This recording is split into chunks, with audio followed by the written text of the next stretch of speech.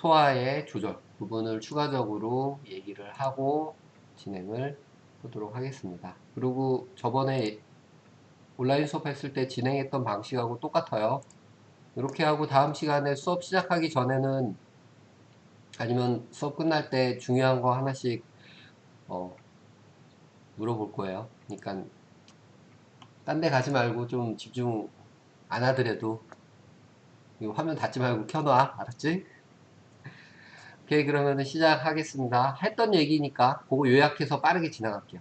Regulation of the Digestive System이에요. 소화기는 어떻게 조절을 하느냐. 기본적으로 지난 시간에 얘기했던 파트가 인트로덕션으로 쭉 나와 있긴 한데 신경에 의해서 조절이 되거나 또는 엔도크라인, 내분비에 의해서 조절이 일어난다고 얘기를 했었습니다. 이게 기본적인 컨셉이라고 보시면 돼요. 신경은 여기 있듯이 뭐 브레인으로 베가스 너브라는 신경을 통해서 미주, 한국말로는 이제 미주 신경이라고 얘기하는데 베가스 너브를 통해서 신호 전달을 해주게 됩니다. 이거는 이제 신경 자극을 전달하는 그런 방식이 될 거고요. 여러 가지 뭐 우리가 있겠죠. 여기 있듯이 뭐 사이트, 스멜, 테이스트, 맛보는 거, 눈으로 보는 거, 예전 기억에 의해서 뇌가 이제 뭐 자극을 받겠죠. 그리고 그러한 자극이 신호로 베가스 너브를 통해서 내려가게 되면은 이제 자연적인 리플렉스 반사라고 얘기하는데 강아지 예전에 훈련시킬 때 종 치고 밥 주면은 종만 쳐도 침 흘린다고 하는 얘기가 있었죠. 그게 이제 신경에 대한 학습에 의한 신경 자극이죠. 오케이? 근데 그런 기본적인 것들이 있고 또는 이 GI 트랙 우리가 소화기관이라고 얘기했어요. gastrointestinal 여기에서 분비되는 some 호르몬이죠. 호르몬에 의한 조절이 어떻게 보면은 소화 조절의 대부분이라고 할 수가 있습니다. 뭐 gastric 펑션을 조절하는 단계인데 뭐 저번에 얘기했듯이 자연스럽게 이제 기계적으로 이루어지는 그런 조절이 있고요. 또는 여기 있듯이 secretion of HCl이에요. 결국에는 소화를 시작시키는 작동시키는 작동원은 위로 뭐가 음식물이 들어오는 거죠. 그 위로 들어오는 음식물 또는 침샘에 의해서 자극되는 거에 의해서 소화의 시작을 신호를 주는 거는 HCl입니다. 염산. secretion of HCl이 이제 시작을 하게 하는 거고요. 그것에 의해서 펩시노겐이 펩신으로 이제 전환이 되면서 단백질 분해도 하고 다른 소화 효소들의 활성을 유도한다고 얘기했었죠. 근데 그게 이제 G셀에서 게스트린이 나오고 D셀에서 소마토스타틴, 뭐 ECL, 엔테로크로마틴 라이크 셀에서 히스타민이 나오면 HCL을 분비하는 피레이터 셀을 자극해서 염산을 분비하도록 한 다음 염산의 분비에 의해서 펩시노겐이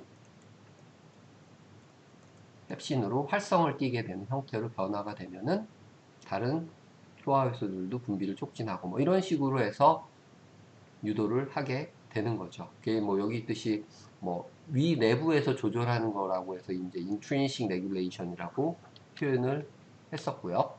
그러니까 기본적으로 신경에 의한 거 조절에 의한 호르몬 조절에 의해서 요 소화의 조절이 일어난다고 생각하시면 되고요. 기능적인 면에서는 여기 있듯이 오토매틱 어떤 움직임이나 시크리션에 의해서 자발적으로 일어나는 내부적인 조절이 첫 번째라고 할 수가 있습니다. 그 위에서는 게스트린이 조절하는 호르몬이 될 거고요.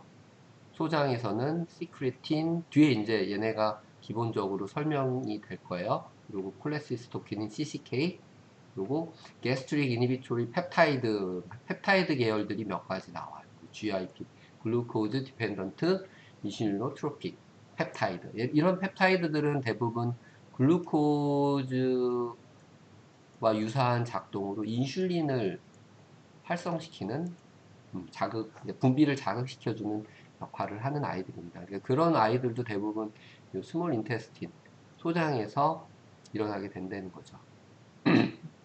글루카곤 라이크 펩타이드도 여기 있는 아이와 유사한 작동을 해요. 그래서 얘도 뭐 inhibit gastric motility and secretion stimulate secretion of insulin이라고 돼 있죠. 그러니까 소화 작동은 이제 멈춰주게 하면서 기능적인 거, 모탈리티 움직이는 거죠.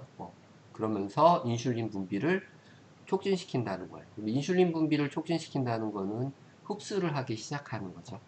그러니까 위에서 어디 소장 넘어 듀오드놈 12지장으로 이제 넘어가게 되는 거죠. 그러니까 12지장이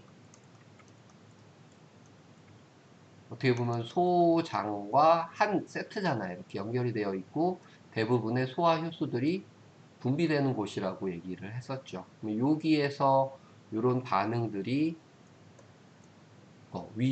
카임이라고 얘기하죠.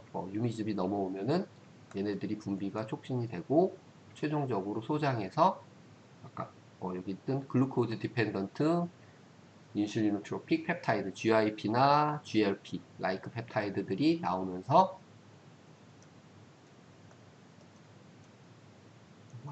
그러면 얘네들은 이런 기계적인 소화는 멈추게 하고 흡수를 촉진시키는 거죠. 이게 바로 흡수 촉진이라는 게 대표적인 애가 당이 없으니까요. 인슐린이 그 주인공이 될 겁니다. 앞에서는 발생, 여기서는 이제 그거를 어떻게 기능적인 면을 조절하는지, 그래서 몇 가지 호르몬에 몇 가지라기보다는 어떻게 보면 얘들이 주라고 생각하시면 돼요. 그래서 게스트린 하면 위에서 나오는 애구나. 게스 GI 다 어떻게 보면은 게스트로 인테스티너 소화기 관이잖아요. 게스트린 소화 관련된 호르몬이다. 이렇게 기억을 하시면은 기억하기 쉬우실 거예요. 아니면 뭐 세로토닌, 뭐 여기 시크레틴이나 시스케이, 콜레시스토키닌 하면은 소장에서 분비되는 호르몬 기억을 하실 수가 있습니다. 뭐 그래서 앞에서는 이제 인트린식한 그런 파트였고요. 뒤쪽에 이제 익스트린식한 외부적인 자극에 의해서 발생하는 단계를 세 가지로 나눠서 이제 세팔릭, 게스트릭, 그리고 최종적으로 인테스틴. 그래서 세 파트로 나눠서 얘기를 했는데요. 그 각각의 파트는 다 기억하실 필요는 없어요. 그냥 구분지어서 음식물이 들어오는 자극을 인식하는 거, 그게 이제 gastric secretion 처음에 이제 시작을 하는 그런 단계라고 생각하시면 되고요. 그리고 이제 카인이라는 게 위에서 만들어지겠죠. 이제 그 다음 단계로 넘어가게 되면은, 아이고, 처음에 이제 시작하는 단계가 세팔릭, 그리고 그 실질적인 소화 단계가 게스트릭 위에서, 그리고 그 단계에 의해서 여러 가지 소화 작용들이 일어나게 될 거고요. 그 소화 작용에는 주가 뭐라고 했어요? 아까 염산 분비, 염산 분비. 어떻게 하면 염산을 분비하게 할 것이냐? 뭐 G셀, B셀, ECL, 페리에터 셀, 똑같은 얘기예요. 그거를 조절한다는 얘기고요. 요게 이제 조절받는 것도 결국에는 네가티브 피드백 시스템이라고 얘기했죠. pH가 너무 떨어지면은 요 소마토스타틴이라는 애가 분비가 돼서 게스트린의 시크리션을 억제하는 거예요. 근데 이거는 이제 pH에 의해서 반응을 하게 됩니다. pH가 염산이 너무 과해지면은 계속 pH가 낮아지겠죠. 충분히 낮아졌다 하면은 소마토스타틴을 분비를 해서 더 이상 게스트린 시크리션을 못하게. 그러면 염산 분비도 떨어지겠죠. 그런 키로 생각하는 거는 염산을 어떻게 분비를 촉진하느냐 라는 파트가 될 겁니다. 그리고 뭐 라지 어마운트 오브 프로테인 뭐 대량의 단백질인데 대부분의 단백질이 이제 분해가 되는 곳이 위에서 일어나는 부분이고요. 앞에 있는 이제 게스트릭 시크리션의 조절을 전체적으로 다 얘기를 한 거예요. 인트린식하게 뇌에서 어떤 신호가 오거나 그 자극을 받겠죠. 그게 이제 베거스 너브가 이제 자극을 주게 되는 거죠. 신경에 의해서 신경. 미주신경이라고 있어요. 미주신경. 뇌에서. 여기 위에는 브레인이 있겠죠. 뇌에서 미주신경을 통해서 위 점막일 거예요. 신호를 주게 되면은 게스트릭 에피셀리움이라고 얘기했죠. 상피세포. 뭐 아미노액시드들이 자극이 될 수도 있고 뭐 여러 가지 외부 음식물, 뭐 침, 단백질 뭐 이런 것들이 자극을 줄 겁니다. 그러면은 요 G셀에서 게스트린이 분비가 될 거고요. 시스테믹 서큘레이션이라고 표현했는데 그 자기 안에 내부적인 순환을 얘기하는 거예요. 내부 순환. 그러면 얘가 분비가 돼서 ECL셀을 자극을 하고 ECL셀은 히스타민을 분비하겠죠. 히스타민은 페리에이터 셀을 자극을 해서 HCL이 촉진이 됩니다. 그러면은 pH가 점점 낮아지면서 뭐 소화를 활발하게 일으키겠죠. 그리고 어느 정도 pH가 충분히 낮아지면은 네가티브 피드백에 의해서 소마토스타틴 분비하면은 멈춰지게 될 거고요. 오케이? 저번 시간에도 한번 이 중요하다고 파트를 얘기했었고요. 그래서 1번, 2번 게스트린에 의한 자극 시스테믹하게, 그리고 3번 ECL셀이 히스타민을 분비하면은 페리에터 셀이 염산을 분비하기 시작하는 그런 것이죠. 그리고 뭐 인테스티널 페이지라고 그랬는데 이제 최종 단계예요. 이제 소장으로 넘어오게 되면은 소화를 이제 멈추게 되는 카임 엔터 스몰 인테스틴이죠. 결국에는 스몰 인테스틴의 이제 듀오드넘 12지장 파트에 카임이 들어오게 되면은 소화를 이제 조절 억제를 하게 되는 그런 단계로 넘어가게 됩니다. 거기에 이제 담당하는 아이들이 뭐 아까 나왔던 시크레티닌이나 아니면은 소마토스타틴 아니면 CCK 콜레시스토키닌이라고 했던 얘네들이 그런 역할을 하게 되고요. 얘네는 어떻게 보면 소화의 기능을 멈춰주는 역할을 하게 될 거고 GIP나 GLP는 동일합니다. 이제 모틸리티를 떨어뜨리고 글루코즈의 흡수가 잘 될 수 있게 인슐린의 분비를 자극하는 그런 역할을 하게 됩니다. 그래서 다 글루코즈 디펜던트 인슐리노트로픽 펩타이드, 글루카곤 라이크 펩타이드, 그렇죠? 이런 애들이 스몰 인테스틴, 소장이죠. 소장에서 소화 조절을 하는 호르몬으로 작동을 하게 된다는 거죠. 오케이? 그러면은 게스트린, 소마토스타틴, CSK 정도만 기억해도 충분히 될 겁니다. 세 가지 단계로 나눠서 소화, 분비, 그리고 억제까지 조절을 하게 되죠. 그러면은 이제 소장의 조절 기작이라고 얘기했는데 이거는 뭐 얘기했듯이 메가스 너브에 의해서 조절이 되고 카얄이라고 하는 단합되어 있는 근육 조절 기작이 있어서 같이 수축 이완하면서 연동 운동을 만들어내게끔 해준다고 말씀을 드렸었어요. 그래서 어디서 이제 이 카얄 또는 카잘 J가 대부분 영어에서는 이제 Y로 읽히는 경우가 많아요. 라틴에서 따온 경우가 많아서 그래서 카잘이라고 읽는 사람도 있고 카얄이라고 읽는 사람도 있어요.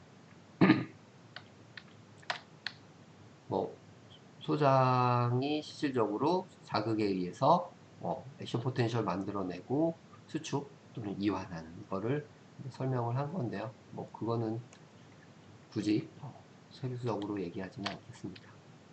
제가 여러분들한테 말씀드리고 싶을 부분은 이 부분이에요. Regulation of Pancreatic Juice and Bile Secretion 이렇게 되어 있는데요.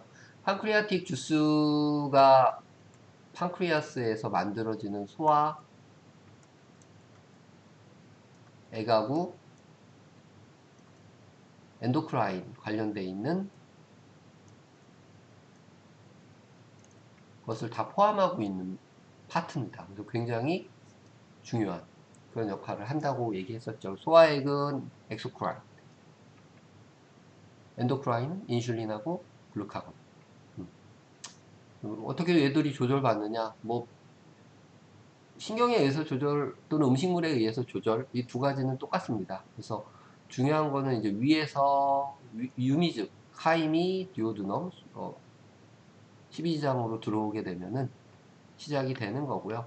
그때 앞에서 언급했던 요 시크레틴하고 콜레시스토키닌 두 가지 호르몬에 의해서 그 조절이 시작이 된다고 보시면 됩니다.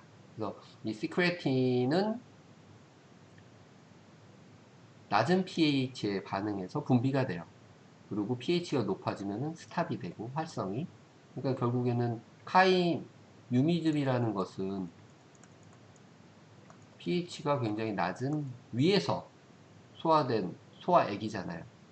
그러니까 이 로우 pH에 반응해서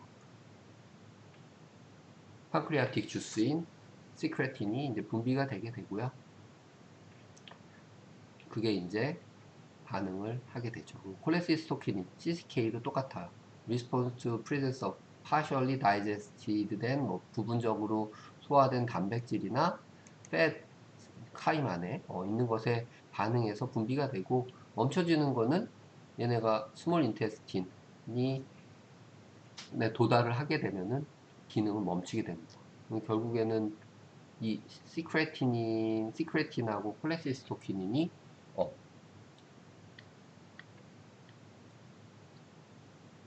카임이 들어왔을 때 판크리아틱 주스 분비를 조절하는 그런 호르몬이 될 거예요. 여하튼 판크리아틱 엔자임 프로덕션이 트립신이나 라이페이즈, 아밀레이즈에서 탄수화물, 지방, 단백질, 지방, 탄수화물 분해하는 효소가 다 들어있다고 했었고요. 그게 여기 뜻이죠. stimulated by acetylcholine from 메가스 너브 CCK 시크레티닌이에요. 그러니까 아까 나왔던 시크레티닌하고 콜레시스토키닌의 분비 그리고 미주신경의 자극에 의해서 아세티콜린 분비를 하게 되고 요 자극은 요 판크리아틱 주스 엔자임의 생산 분비를 촉진하게 된다는 겁니다. 이게 이제 그거에 대한 액션 포텐셜 발생을 설명을 한 건데 뭐 한번 대신 아세티콜린 근육 자극하는 거 똑같잖아요. 아세티콜린하고 CCK가 칼슘을 세컨 메신저로 이제 사용을 한다는 거고요. 시크레틴은 사이클릭 AMP를 세컨 메신저로 사용해서 미션 포텐셜 활성시키는 거예요. 그리고 얘네들이 이제 요 바이오카보네이트 프로덕션 is stimulated by 시크레틴. 시크레틴은 아까 로우 pH에서 발생을 한다고 그랬었죠. 그 다음에 다른 애들을 자극을 한 다음에 결론적으로 바이카보네이트도 생산해요. 그러면은 얘가 이거를 중화하겠죠. 중화. pH는 자연스럽게 중성으로 회복이 될 겁니다. 바일은 언제 분비가 되느냐? 바일은 앞에서도 얘기했지만 담즙은 이제 간에서 만들어져서 갈브레더에 보관이 돼 있다가 자극을 받으면은 여기 듀오드넘으로 분비가 돼서 지방을 유화시키는데 이제 바일 솔트가 바일 엑시드를 형성을 해서 작용을 한다고 이렇게 얘기를 했었죠. 근데 뭐 이것도 동일한 반응이라고 생각하시면 됩니다. 그래서 bile exit are returned to the liver after intestine absorb 다시 재활용을 위해서 돌아가 있은 다음에 기다리다가 시크레틴이나 CCK가 stimulate increased bicarbonate secretion into bile 자극을 해서 이제 얘네가 판크리아틱 주스도 자극을 했고 로우 pH에 반응해서 카임에 의해서 그리고 이 바이카보네이트 증가시키면 이 바이카보네이트이 바일의 시크리션을 자극한다는 거죠. 그리고 이 콜레시스토키닌 리스폰스 투 프레서스 fat in the chyme이에요. 아까 얘기했듯이 덜 소화된 단백질이나 지방이 콜레시스토키닌의 분비를 촉진한다고 했으니까 이것도 갈블레더의 수축을 촉진시켜서 뭐 쓸개에서 쓸개즙이죠. 바이를 생산하도록 만드는 거죠. 바일이 관련된 거는 지방, 소화밖에 없으니까 팻. 오케이? 그럼 결국에는 판크레아틱 주스가 됐건 바일이 됐건 바일 엑시드가 됐건 얘네가 결국에는 다 12지장으로 분비가 된다는 거고요. 12지장의 조절 호르몬은 두 가지만 기억하시면 돼요. 시크레틴인, 시크레틴, 그리고 콜레시스토킨, 콜, 네. 이러면 외울만 하지? 그쵸? 이 두 개를 꼭 기억해 주시면 됩니다. 이것에 의해서 조절이 된다는 거니까요. 그리고 그 이외에 뭐 GI 호르몬들이 여러 가지 작동을 하게 되는데요. 게스트릭 인테스티널 호르몬들이 뭐 아까 이제 G셀에서 게스트린 그리고 뭐 아시나셀에서 아시나셀이 판크리아스에 있는 그죠? CCK 이런 것들이 스트럭처에도 중요한 역할을 한다라는 거죠. 뭐 어떻게 됐든 간에 소화기관이 유지를 해야 되니까요. 오케이. 조절 소화 뭐 호르몬이나 아니면 소화관의 기능적인 조절을 해주는 부분에 대해서 추가적으로 좀 얘기를 했어요. 뭐 앞에서 했던 얘기하고 비교해서 조금 뭐 여러분들한테 혼동이 되거나 헷갈릴 수 있는 그런 부분이 있긴 한데 어 중심이 되는 부분은 무엇에 의해서 소화 기능이 시발이 되고 작동이 되고 무엇에 의해서 조절이 되느냐만을 확실하게 기억해 주시면 돼요. 결국에는 신경, 베가스 너브하고 호르몬이었어요. 그쵸? 근데 어떤 호르몬이 작동하느냐는 위하고 십이지장하고는 다르게 구분해서 얘기를 했었죠. 그 위에서는 게스트린 아닌가? 게스트린 그 순서대로 쭉 게스트릭 펑션을 조절하는 시크리션을 조절하는 단계가 있었죠. 게스트린에서 ECL, 그다음에 히스타민, 페리에터셀의 HCL. 어떻게 보면은 그게 소화 촉진 단계죠. 소화를 하게 하는 거.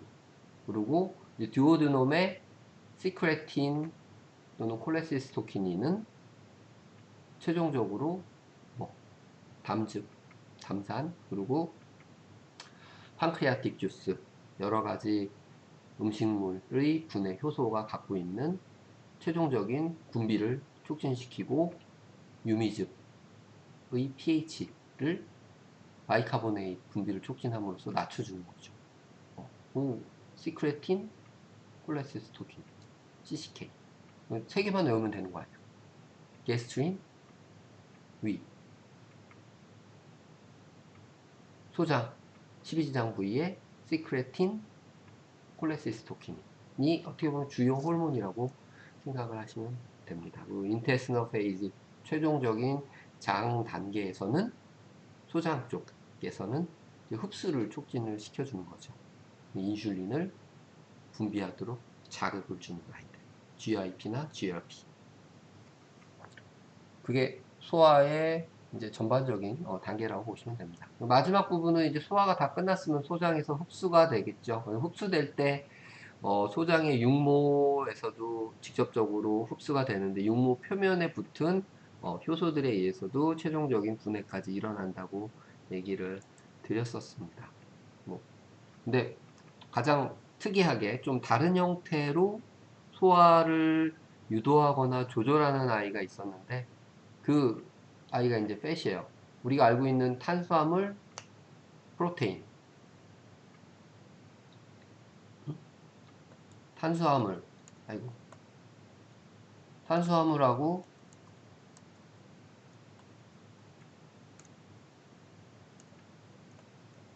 단백질은 크게 다르지 않은 방법에 의해서 육모의 모세혈관으로 직접 흡수가 될 겁니다. 뒤에 나오겠지만 탄수화물은 글루코즈라는 단당류, 단당류로 분해가 최종적으로 되면은 그 단계에서 흡수가 될 거고요. 단백질은 우리가 알고 있는 아미노산, 아미노액시드가 한국말로는 글루코즈가 포도당이라는 것을 모르는 사람은 없을 테니까 이거는 뭐 아주 일반적인 물질의 흡수 단계입니다. 근데 팻은 조금 다르다고 했었어요. 그래서 팻에 대해서 조금 더 강조해서 이제 뭐 앞에 A, B는 그게 중요하지 않다고 생각해서 이제 건너뛴 거고요. 팻 다이제션이 시작되는 거는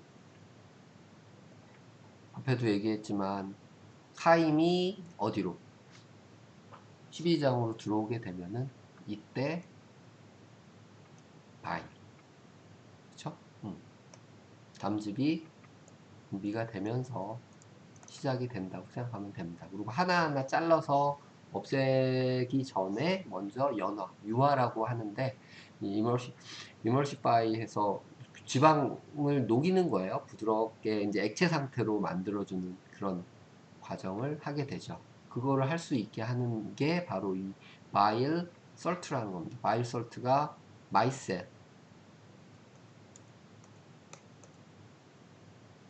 안쪽에 팻 바깥쪽에 물 이런 식으로 작은 주머니를 만들게 된다고 마이셀이라고 얘기했었고요. 이 마이셀을 만들고 그 안에서 이제 연화를 시켜주는 그리고 그 안에 라이페이즈나 아니면은 여기 콜리페이즈 같은 것들을 작용시켜서 우리가 흔히 알고 있는 TG 라는 중성층 트리글라세라이드를 페리엑시드하고 지방산하고 글라이세롤로 분해시켜주는 그게 이제 지방의 소화가 되겠죠. 지방도 우리가 흔히 뭐 알고 있는 다른 요소들처럼 그냥 이런 소화 효소들이 덥석 달라붙어 갖고 분해를 한다. 결국에는 분해라는 거, 소화라는 거는 뭐였어요? 뭐 앞에서도 얘기했지만 하이드롤라이시스, 가수분해예요. 가수분해. 근데 가수분해라는 게 화학 반응이잖아요. 그 물이 가해지면서 자르는 게 무엇이냐에 따라서 달라지겠지만 단백질 같은 경우는 아미노액시드 하나하나를 자르는 거고 탄수화물은 결국에 탄소를 자르는 거예요. 지방도 어때요? 탄소를 자르는 거죠. 트리글라세라이드, 중성지방이라는 것 자체가 결국에는 탄소가 노출이 돼서 엔자임들에 의해서 응? 탄소 글라이세롤이 있으면 여기 페리엑시드가 쭉 체인이 붙어 있는 거 아니야 18개짜리가 그쵸? 그러면 이게 잘라지고 이것들이 또 잘라져야 되는 거잖아요 그치? 두 개씩 두 개 베타 옥시데이션 하여튼 이러한 과정을 만들어내기 위해서는 지방의 성질은 여러분이 알다시피 일반적으로 우리가 알고 있는 포화지방들은 대부분 다 고체 상태 고체 근데 이거를 연화 또는 유화시켜 줄 필요가 흐트러놔야지. 그걸 해주는 게 뭐다? 담즙, 바일, 엑시드라는 거죠. 오케이? 판크리아스로부터 이제 포스포라이페이즈 A라는 것도 나오게 되는데요. 얘 포스포리피드를 페리엑시드하고 뭐 라이소셀렉틴으로 분해하는 애라고 이제 얘기를 해요. 근데 포스포라이페이즈 결국에는 말 그대로 포스포인 지질을 분해하는 효소. 요즘 인지질 엄청 뜨고 있는데 인지질이 있으면은 뭐 지방 같은 것들이 연화되고 뭐 잘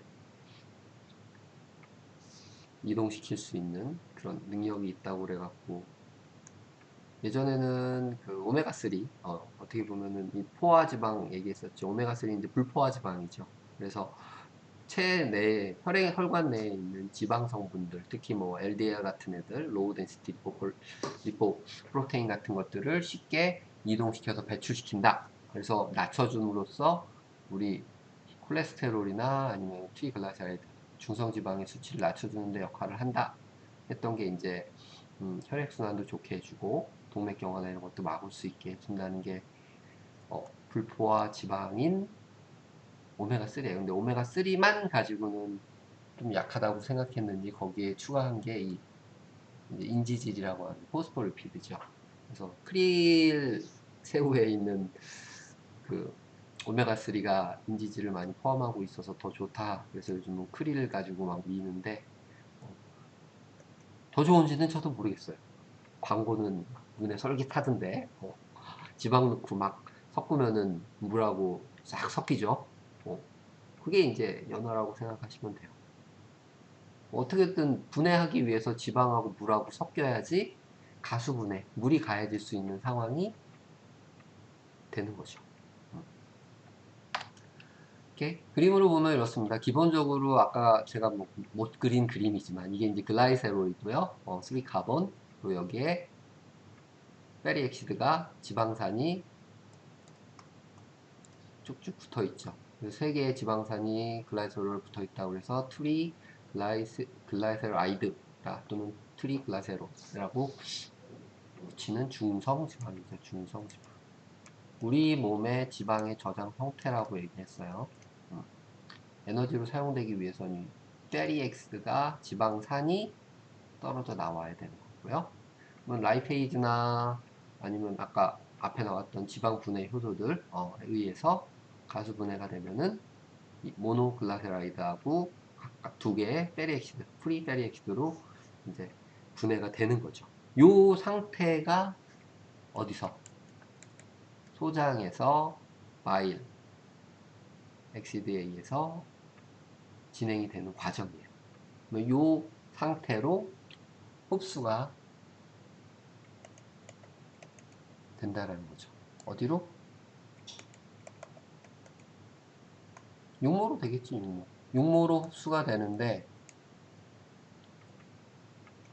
얘네는 흡수가 될 때 모세혈관으로 바로 가지 않고 어디로 갔어요? 락틸이라고 하는 암축관으로 들어가는 겁니다. Fat emulsification and digestion의 그림으로 이제 그려준 건데요. 제가 지금 몇 분 동안 설명한 거의 요약이라고 생각하시면 돼요. 스토막에서 이제 뭐 소화가 완벽하게 끝나지 않은 지방이나 이런 드롭플렛들, 지방 덩어리나 아니면 액체 덩어리라고 생각하시면 돼요. 그러면 중성지방 트리글라세라이드 형태로 들어오게 되면은 정상적으로 아까 나왔던 CCK죠. 콜레시스토키닌이 바이카보네이트를 생산하게 해서 바일 엑시드를 갈브레더를 수축시킨다고 그랬죠. 분비를 하겠죠. 그러면 바일이 분비가 되면은 이 바일들이 마이셀을 형성하게 되고요. 바일설트에 의해서 그러면 이 안에 이제 콜레스테롤, 렉틴 이런 것들을 담고 있게 되죠. 그러면 요 각각의 마이셀이 팻 드롭플렛이라고 얘기했어요. 지방 덩어리들을 쏙쏙쏙쏙쏙쏙 함유를 하면서 녹이는 거죠. 에멀시파이. 연화시키는 거예요.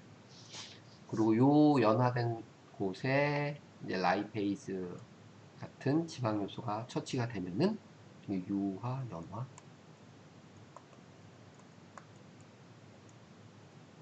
프리페드 엑시드 두 개, 잘 안 보인다. 두 개, 모노글라세라이드, 글라이세롤에 하나 남아 있는 거예요. 하나, 모노. 요 상태로 흡수가 되게 됩니다. 육모에서.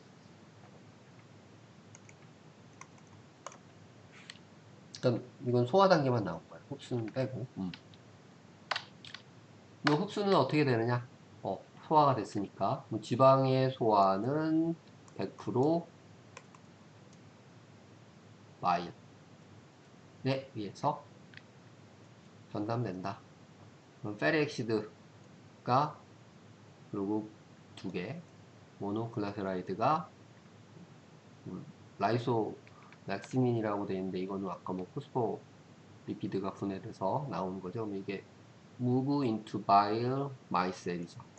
마이셀 안에 이제 가둬지게 되고 브러시 보더 여기 육모죠.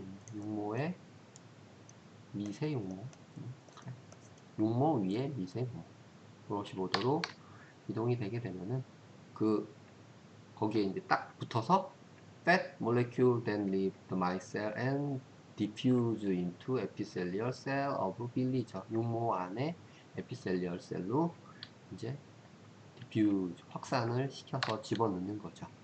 inside the epithelial cell. 그러니까 한 번에 육모를 통해서 쑥 통과해서 들어간 다음에 모세혈관으로 들어가는 게 아니고 에피셀리얼 셀을 거쳐서 들어간다는 거죠. 어디에? 육모의 에피셀, 상피세포를 거쳐서 들어가게 돼요. 근데 먼저 봅시다. inside epithelial cell에서 they are regenerated into TH, 콜레스테롤, and 포스포리피드. 신기하죠? 그러니까 결국에는 육모에 딱 붙어서 들어간 다음에 상피세포에서 다시 원래의 모습으로 TG로 콜레스테롤로 그 다음에 포스포리피드로 포스포리피드는 포스포하고 여기 있듯이 라이소 레시닌이 결합을 해서 다시 합성이 되는 거죠. 컴바인 된 다음에 이 킬로 마이크론이라고 되어 있는데 킬로 마이크론이 조금 더 커진 지방 덩어리라고 생각하시면 돼요.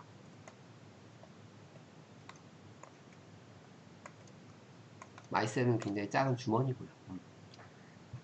킬로 마이크론으로 얘네들이 뭉쳐져요. 폼을 형성한다죠. 위드 프로테인 to form 킬로 마이크론.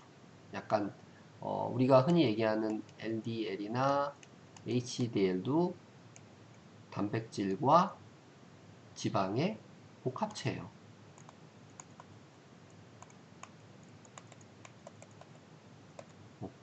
여기에는 콜레스테롤도 있고 TG도 들어있고요.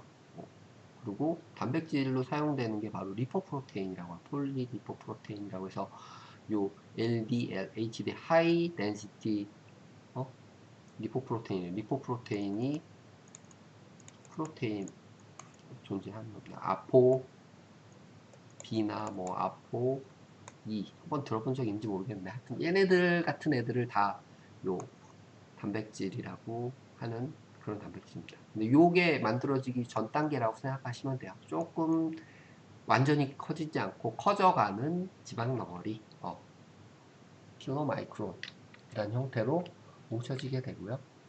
요 킬로 마이크론이 찌웁니다. secreted by exocytosis into the central 락틸이죠. 육모 한가운데에 유미관이라고 얘기하는데 락틸로 분비가 돼서 흡수가 되게끔 하는 그런 단계를 거치게 됩니다. 유미관은 림프관으로 연결돼서 림프관을 통해서 지방들이 이동을 한 다음에 모세혈관으로 넘어가게 되죠. 그러니까 약간 지방만 아주 특별한 그런 방식을 가지고 있다. 이 부분만 어디서? 에피셀리얼 육모의 상피세포에서 재결합을 한다. 재모임을 해서 킬로 마이크론을 형성을 하는 그 상태로 락틸로 흡수가 되는 과정을 거치게 됩니다. 그림으로는 네요. 바깥쪽 이게 네, 루멘이라고 하는 게 소장 안쪽이고요. 여기 이제 페리엑시드하고 모노클레세라이드 이런 것들이 분해가 돼서 여기가 육모죠. 육모에 브러쉬보드에 붙은 다음에 이제 흡수가 돼서 들어오겠죠. 이게 이제 상피세포죠. 어디 상피세포? 육모의 상피세포죠. 육모의 상피세포에서 다시 리제너레이션, 컴바인, 다시 합쳐지고 이게 트리글라이세롤 글라세라이드만 있는 게 아니고 뭐 단백질이 이제 가해지는 거죠. 여기에 뭐 콜레스테롤도 있었고 아니면은 포스포리피드도 있었고요. 합쳐져서 아까 킬로 마이크론이라는 형태를 만들어진 다음에 익스크리션 분비가 돼서 락틸로 흡수 이동하게 되는 거죠. 지방의 흡수입니다. 지방의 흡수. 아주 특이하게 돼 있죠. 탄수화물, 단백질은 오르래도 이 지방의 흡수는 이해를 하셔야 됩니다. 지방의 블러드에서 이동은 어떻게 되느냐? 아까 얘기했던 이 킬로 마이크론이 흡수가 돼서 들어오게 되면요.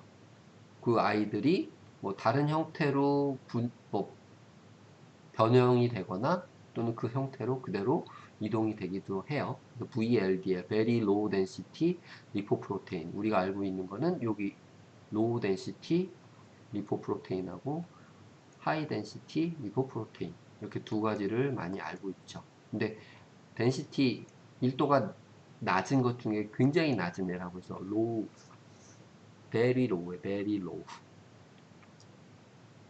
이런 형태를 가지고 있게 되고요. 얘네들이 지방을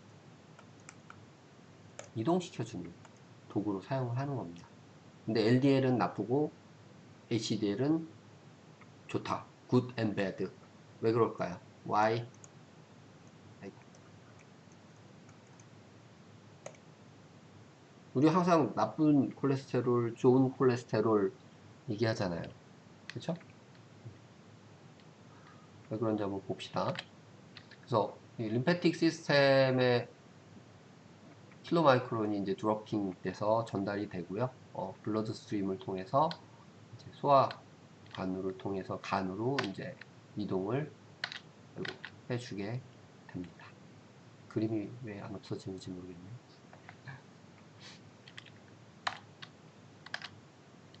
근데 이 콜레스테롤이나 트리글레서라이드의 뭐 단백질과 결합을 통해서 아포리포프로테인이라고 되어 있죠. 얘네하고 결합을 통해서 Very Low Density Lipoprotein VLDL이라는 것이 형성이 되고요.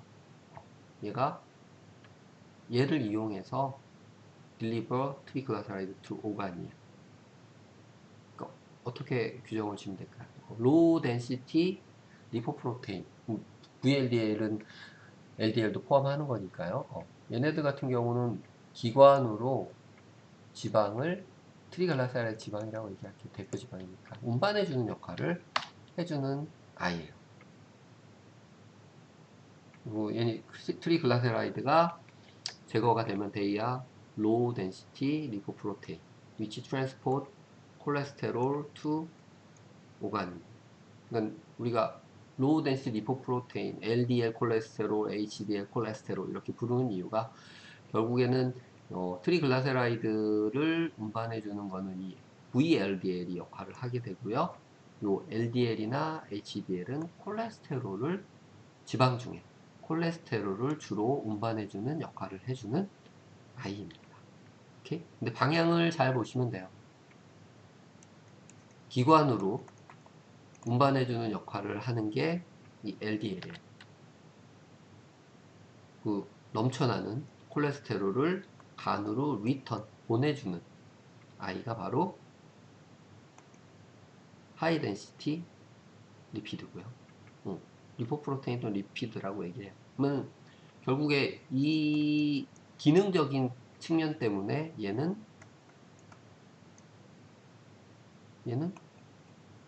굿이에요. 왜?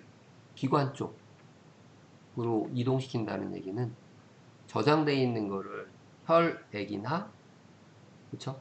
블러드스트림, 혈액이나 기관 쪽, 장기나 이런 쪽으로 계속 내분한다는 얘기예요. 그러면 순환하는 콜레스테롤의 수치가 높아지게 만드는 거죠.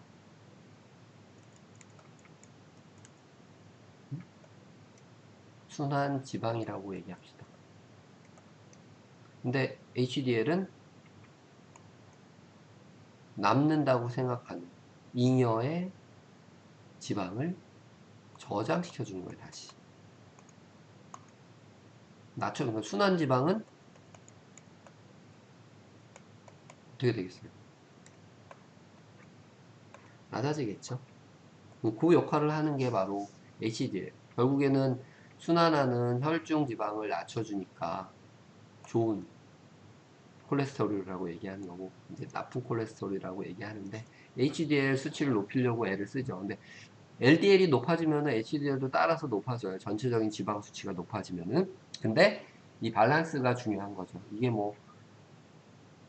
이게 60%고 40%면은 아주 좋겠지만, 일반적으로 LDL이 한 80%,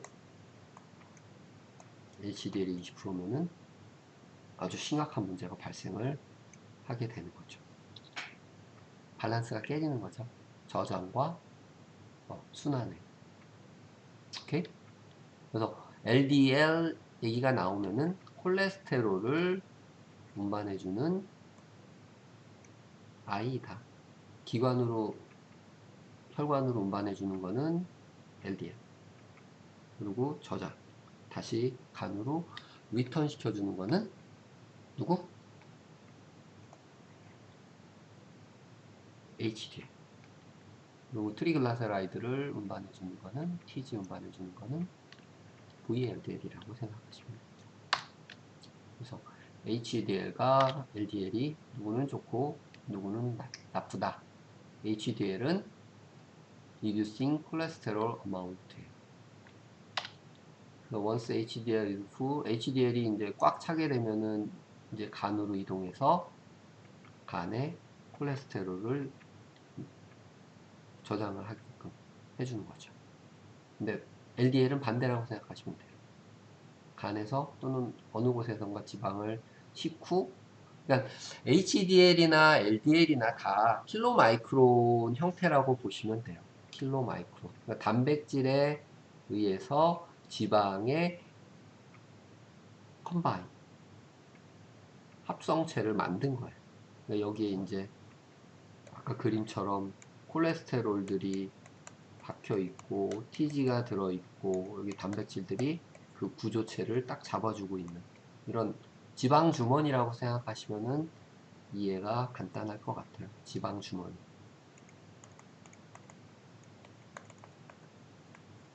근데 기능적으로 좋은 놈, 나쁜 놈이 있다라는 얘기죠. 이동의 방향이 다르니까. 오케이. 그래서 뭐 소화부터 시작해서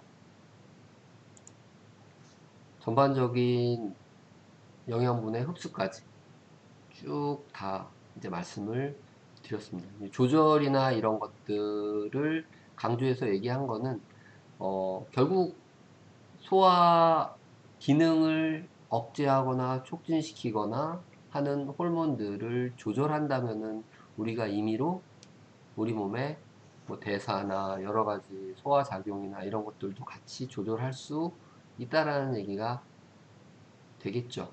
그런 측면에서 이제 소화 뒷부분에 이제 조절작용 얘기를 중요하게 얘기한 거고요. 특히 뭐 AB 부분은 우리가 알고 있는 탄수화물 단백질인데 탄수화물 단백질은 워낙 단순해서 그거를 굳이 더 할 필요는 없고 여러분이 취약한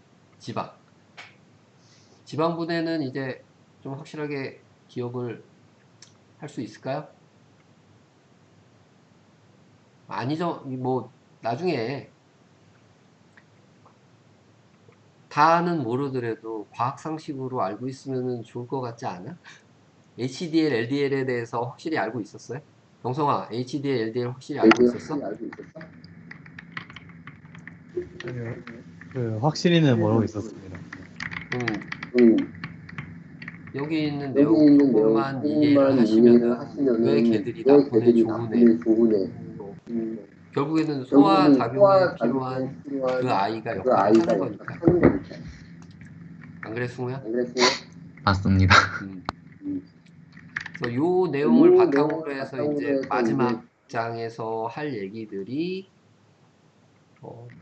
생활에 도움이 되는 뭐 그런 얘기가 조금 될 거예요. 근데 뭐 물론 호르몬 얘기가 많이 나오기 때문에 자칫 지루할 수도 있어요. 뭐 이거 외우는 게 많네 막 이렇게 생각을 할 수도 있는데 솔직히 소화 조절도 호르몬들이 너무 많이 나와갖고 제가 어느 정도 이제 책에 있는 내용을 바탕으로 해서 중요하다고 생각하는 부분을 요약해서 말씀을 드린 거예요. 강의를 한 건데도 불구하고 1시간 동안 이렇게 쉴 새 없이 쭉 얘기를 하다 보면은 정리가 안 되니까 또 더 헷갈리고 그런 면들도 있을 수 있는데요. 실질적으로 키가 되는 것들만 딱, 딱, 딱 뽑아서 기억을 하시면은 뭐 나중에 어디 가서 아는 척은 할 수 있잖아. 그렇죠? LDL 무조건 나쁜 건 아니에요. LDL이 있어야지 지방의 공급이 가능한 겁니다. 기관으로. LDL이 수치가 너무 낮아져도 에너지원으로 사용할 지방을 공급하는 데 문제가 생기기 때문에 적당히는 있어야 되는 게 맞는 거죠. 그러면 결국에는 앞에서도 얘기했지만 콜레스테롤 수치가 높으면은 무조건 안 좋다라고 얘기하는데 그 안 좋다고 얘기하는 콜레스테롤의 수치는 실질적으로 혈액이나 우리가 이제 혈액 검사할 때 콜레스테롤 수치를 안 좋다고 얘기하죠. 그게 이제 순환하고 있는 콜레스테롤을 얘기할 거예요. 그리고 그 콜레스테롤 중에 LDL, HDL을 구분해서 또 나눠서 얘기를 하게 되죠. 근데 콜레스테롤 수치가 높은데 HDL이 높다. 더. 그러면은 그렇게 나쁜 건 아니에요. 대사가 굉장히 활발하고 지방 대사 조절이 잘 된다고 얘기할 수도 있는 부분이죠. 뭐 계속해서 좋을 수는 없겠지만 그 순간에는 조절에는 크게 문제가 없다라고도 얘기할 수 있는 부분이 되는 겁니다. 한 번씩만 쭉 살펴보시고요. 중요하다고 얘기한 거는 제가 말한 부분들 다 말씀드렸으니까 보시면 크게 무리가 없을 거라고 생각을 저는 나름 하는데 여러분은 어떻게 생각하는지 모르겠어요. 뭐 질문 있으세요? 질문? 아니면은 좀 궁금한 부분? 태영? 네. 저 질문 딱히 없는 질문하세요. 질문. 나머지 세 분 빨리 질문거리 준비해.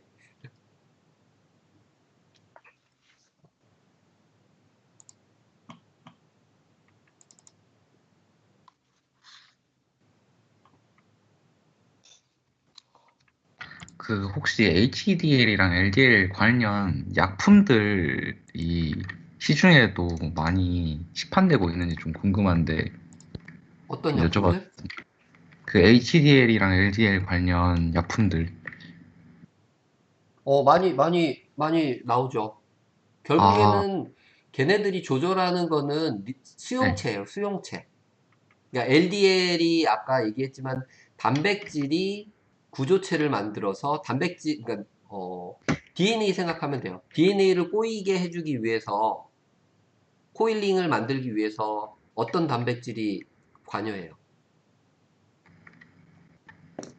현주야? 혹시 모르는 거야? 승우. 누구를 중심으로 해서 DNA들이 꼬이잖아요. 히스톤이 히스톤. 히스톤이라는 단백질이 크로모좀, 그러니까 유전자를 턴을 해서 꼬이게 만들어서 이제 슈퍼코일을 만들어내는데 결국에는 어떤 구조체가 만들어지기 위해서는 단백질이 있어야 돼요. 그러니까 지방을 운반하기 위한 수단으로, 그러니까 우리가 아까 뭐 킬로마이크론 같은 경우가 만들어지는 이유가 지방은 그 자체로 그냥 단독으로 떠다니면서 이동하는 게 아니고 어떤 덩어리를 만든다는 거죠.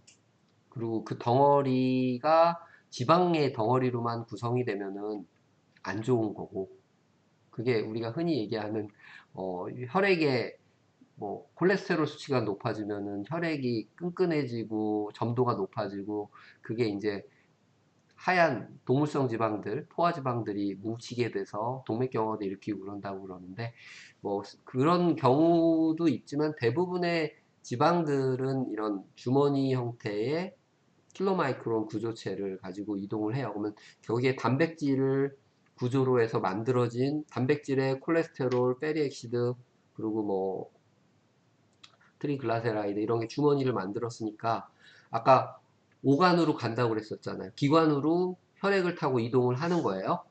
그러면은 기관에 작용을 하려고 그러면은 그 주머니가 기관 옆에 그냥 붙어 있으면 돼? 아까 흡수될 때랑 똑같죠. 육모에 결합돼서 디퓨전 됐잖아. 확산됐잖아요. 그러면 지방은 뭐 멤브레인을 쉽게 통과하니까 결국에는 그 LDL이 오간의 세포막에 붙어서 지방들이 어떻게든 세포 안으로 흡수가 돼야 되는 거잖아. 그러면은 좀 전에 얘기했던 그 약들 같은 경우는 LDLR이라고 있어요. LDL 리셉터예요. 그러면 그런 LDL 리셉터를 막아주면은 LDL의 흡수가 잘 이루어지지 않을 거예요.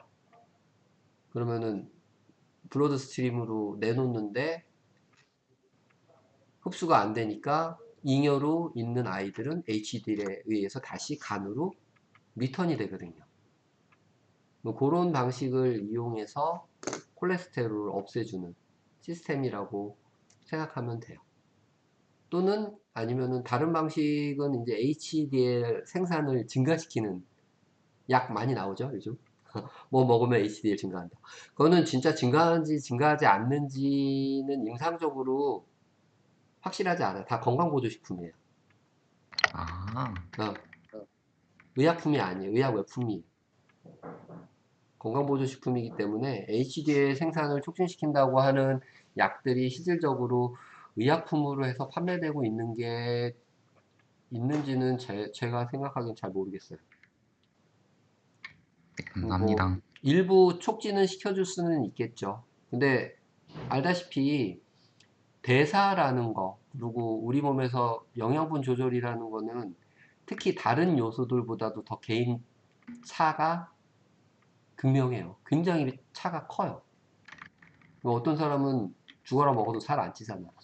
어떤 사람은 조금만 먹어도 찌고, 그렇죠?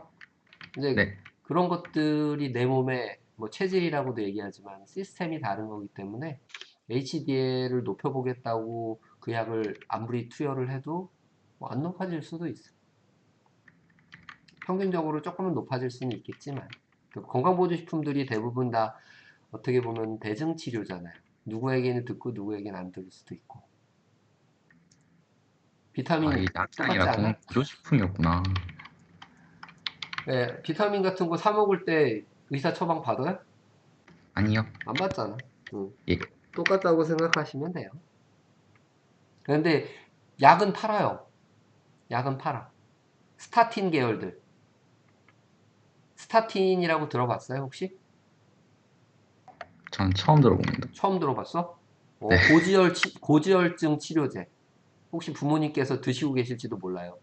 노바스타틴, 심바스타틴. 이 스타틴 계열이 LDL 흡수를, 그러니까 LDL 콜레스테롤 흡수를 억제하는,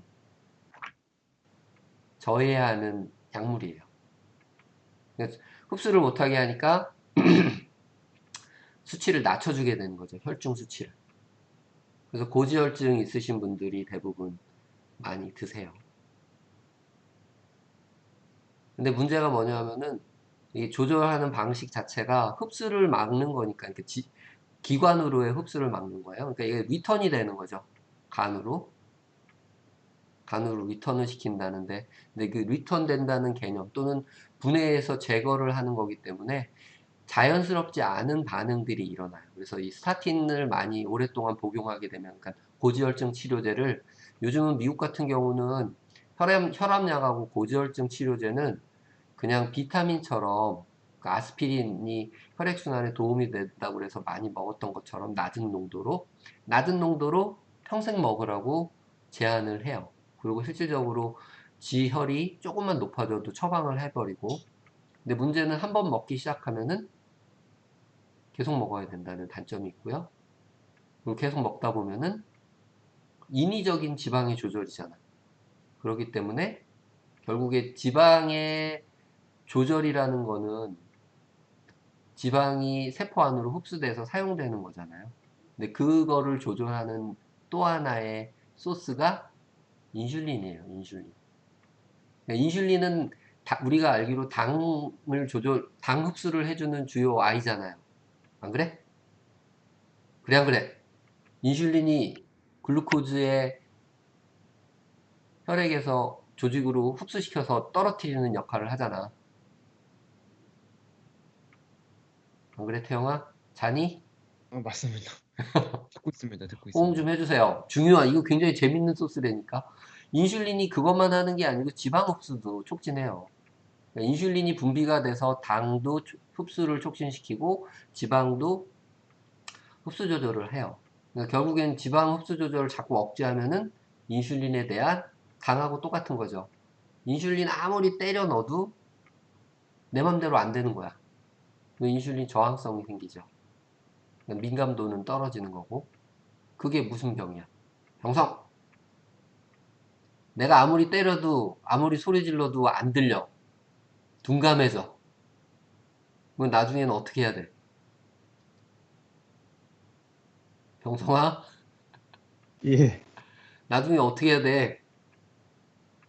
이렇게 이름 불러야 되잖아. 안 그래, 현주? 민감도가 네, 떨어지면은 반응이 떨어진다는 얘기잖아. 네. 그럼 결국에는 스타틴 계열을 많이 먹어도 10년, 20년 되면은 일반적인 사람에 비해서 당뇨 유발 확률이 50% 이상 높아요. 그래서 고지혈증 치료받는 사람들 중에 그렇게 뚱뚱하지도 않은데 당뇨가 생기는 분들이 꽤 있어요. 부작용이지, 약물에. 그러니까 항상 약물에는 장단이 있다라는 점을 기억을 하셔야 될 거예요. 그러니까 내가 뭔가를 하나를 조절을 해서 이득을 봤으면은 자연스럽지 않게 이득을 봤으면 시간은 오래 걸리죠. 그 대신 항상성이 깨져야 되니까 인슐린에 대한 그런 영향도 변화를 또 받게 된다는 얘기입니다. LDL 콜레스테롤 관련된 약들은 대부분이 그런 것들이에요. 흡수 억제제. 왜 그 약을 먹는지 이해가 되죠? 승우? 네. 태영, 질문. 내가 너무 많은 얘기를 해서 질문이 없어. 현주 먼저 할래?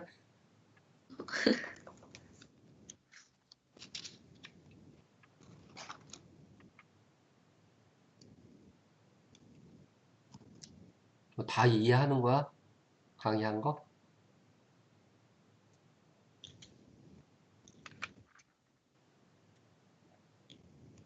했던 설명 또 해드릴 수 있으니까 잘 이해 안 되는 부분이 있으면은 그것도 물어보세요. 납득이 안 됩니다.